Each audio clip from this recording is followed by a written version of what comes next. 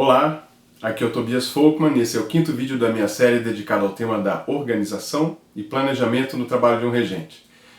No vídeo anterior, falamos da importância de uma análise criteriosa do tempo disponível para trabalhar e também da necessidade de uma gestão objetiva desse tempo no nosso planejamento. No vídeo de hoje, vamos abordar juntas as duas últimas variáveis que eu citei lá no início da série. São elas: objetivos e repertório.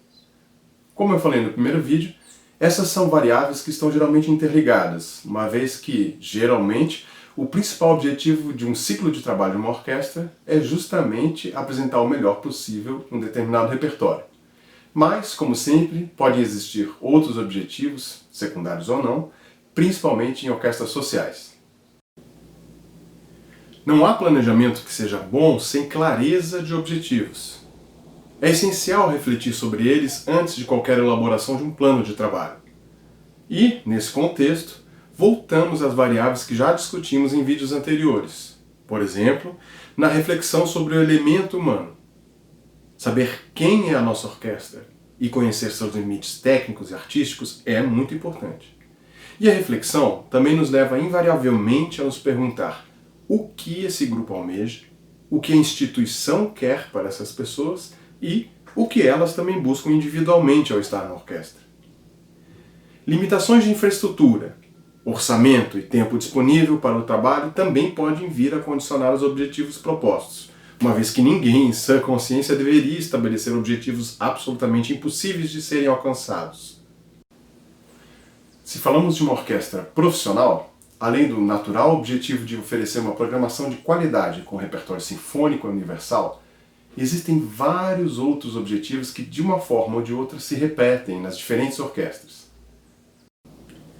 Entre eles, pode estar a formação de novos públicos, o incentivo à composição e à difusão de novas obras contemporâneas, a atuação da orquestra como uma espécie de embaixatriz cultural de sua sociedade em outros países, o registro e divulgação de um repertório nacional e tantos outros. E o que é secundário para uma orquestra pode naturalmente ser o objetivo principal para outra. Esse princípio de múltiplos objetivos também se estende a orquestras escolares, orquestras universitárias, orquestras de igreja, coros, bandas, etc. Se falamos de orquestras sociais, naturalmente o fato de ser uma ação social é fundamental. Todo projeto social que tem uma orquestra nas suas atividades certamente tem objetivos socioeducativos muito claros, mas também pode ter objetivos artísticos e de encaminhamento profissional. É muito importante saber se a instituição busca oferecer uma oportunidade de formação ou encaminhamento profissional ao jovem, ou se o objetivo primário ou exclusivo é, por exemplo, tirá-lo da rua, de um ambiente hostil, violento, para acolhê-lo em um ambiente de formação humanista. Há orquestras sociais onde se busca o desenvolvimento da autoestima, de uma disciplina para uma busca de objetivos pessoais futuros e também de um senso de responsabilidades coletivas. E há orquestras sociais onde todos esses objetivos estão conjugados. Os objetivos de uma instituição variam de acordo com seu perfil. Se for uma ação pública ou uma instituição pública, certamente há diretrizes pré-estabelecidas de acordo com uma política pública. Se o financiamento do projeto for privado, muito provavelmente é uma série de contrapartidas dos apoiadores e patrocinadores privados, que geralmente se traduzem em pedidos de apresentação de última hora. Portanto, em relação aos objetivos, minha orientação central é a seguinte: procure antes de tudo saber criteriosamente quais os objetivos institucionais de sua orquestra, quais os objetivos coletivos de seus músicos e de suas famílias, por exemplo, e quais os seus próprios objetivos com esse grupo. Só então passe para planos específicos e ações concretas. Isso será determinante, por exemplo, nas suas escolhas sobre a duração dos ensaios, sobre a necessidade de ensaios de naipe ou não, sobre o uso de estratégias didáticas ou lúdicas nos ensaios, sobre o repertório e eventuais cartas na manga para apresentações, enfim, sobre todas as suas escolhas. Também é bom ter objetivos pessoais como grupo, mas estes nunca devem estar acima dos objetivos institucionais e dos objetivos da coletividade. Tendo claros os objetivos do grupo, será possível então pensar sobre o repertório.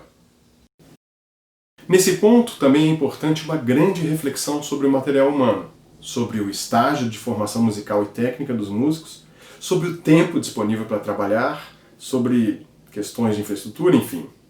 Tudo isso entra novamente na reflexão. Imagine-se, por exemplo, a situação de programar uma obra que exija muita percussão, grande naipe de metais, um piano e celesta na orquestra, mas a sua sala de ensaios tem um teto muito baixo e uma reverberação longa, o que se torna insuportável quando todos tocam juntos em fortíssimo.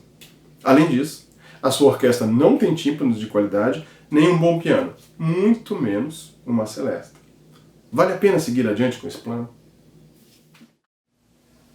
Vejam só como todas essas variáveis que estamos falando em diferentes vídeos são interligadas e interdependentes. Se pensamos em uma, certamente temos que analisar a outra e todas elas se influenciam no nosso planejamento. Falando especialmente em orquestras sociais, os seus maiores aliados na hora de planejar o repertório serão os professores de instrumento dos músicos. Eles são os que melhor conhecem as qualidades e as limitações dos seus alunos, e também são os maiores interessados no seu progresso. E o repertório orquestral, além do repertório solo de música de câmara para instrumento, é ferramenta essencial na formação técnica e musical do instrumentista. A minha experiência com orquestras sociais me provou que sempre que eu decidi o repertório a partir de um diálogo com os professores de instrumento, os resultados na orquestra foram os melhores possíveis. Temos que ter a humildade de buscar auxílio e de compartilhar responsabilidades. E agora um pouco sobre como tocar na orquestra pode ser divertido e como esse prazer é um aliado seu no aprimoramento do seu grupo.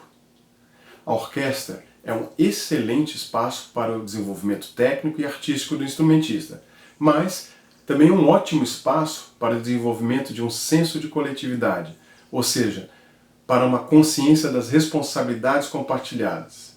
Nesse processo, o prazer da prática musical em conjunto tem um papel fundamental. Assim, é importante buscar um repertório que ajude na formação musical, mas que também proporcione o desenvolvimento deste prazer em tocar numa orquestra. Busque obras que tragam novos horizontes musicais, que sensibilizem e que empolguem os seus músicos. É da natureza da música orquestral que ocorra para cada naipe ou instrumentista individual uma certa alternância entre estar em destaque no primeiro plano e uma espécie de anonimato num plano de fundo.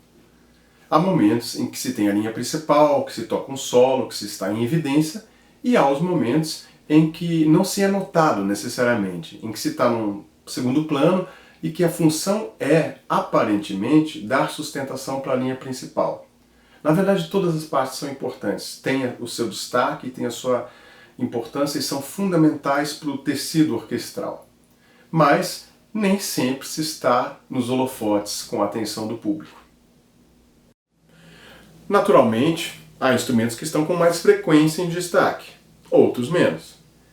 Pensemos, por exemplo, na primeira flauta e no triângulo. Todos os músicos precisam ter o seu momento de evidência ou importância, no qual percebem o quanto são indispensáveis para o todo. Quando for escolher um repertório para um novo programa ou um novo ciclo de trabalho, pense em cada um dos seus músicos, principalmente se esse repertório for ensaiado por um longo tempo. Imagine-se na pele de um músico que não tem nada de interessante ou desafiador para tocar durante um mês inteiro. Um outro elemento chave no trabalho de escolha do repertório é identificar as habilidades de prática de conjunto que precisam melhorar na orquestra, para então escolher um repertório que trabalhe essas habilidades artisticamente. As cordas estão com dificuldades de manter uma divisão rítmica interna uniforme e de unificar os golpes de arco fora da corda? Fale com os professores de instrumento e busque um repertório atrativo musicalmente, com passagens abundantes nesses aspectos. As madeiras estão com dificuldades de afinação em oitavas e uníssonos e precisam melhorar a articulação em passagens rápidas? Procure mais obras interessantes com esses desafios. Os metais estão com dificuldade de afinar acordes com muitas vozes e de manter a afinação e a coluna de ar no piano? Fale com os professores e escolha com eles um repertório. Por fim, se falamos de orquestras sociais, estamos falando de um regente que tem também a função de educador. São as nossas referências e estímulos que farão os jovens músicos buscarem informação por conta própria, ainda mais com as facilidades da internet. Portanto, na escolha do repertório, priorize a diversidade. Escolha obras que abram horizontes, despertem a curiosidade, que representem diferentes culturas e períodos históricos. Conte algo sobre as obras, o compositor, o estilo, mas, por favor, conte de forma objetiva. E também procure incentivar que os músicos saibam muito mais do que a parte colocada na estante a respeito da música que estão tocando. E lembre-se, somos brasileiros e temos uma rica tradição de repertório orquestral. Se não fomos nós a levar a nossa tradição para as salas de concerto, quem o fará? Nesse ponto, o Sinos está disponibilizando uma série de obras novas para orquestras de diferentes níveis de aprendizado. Certamente algumas delas serão perfeitas para sua orquestra. No próximo vídeo, depois de termos passado por todas essas variáveis, esses aspectos que influenciam bastante no nosso planejamento, vamos finalmente fazer algumas simulações bem práticas. Até lá!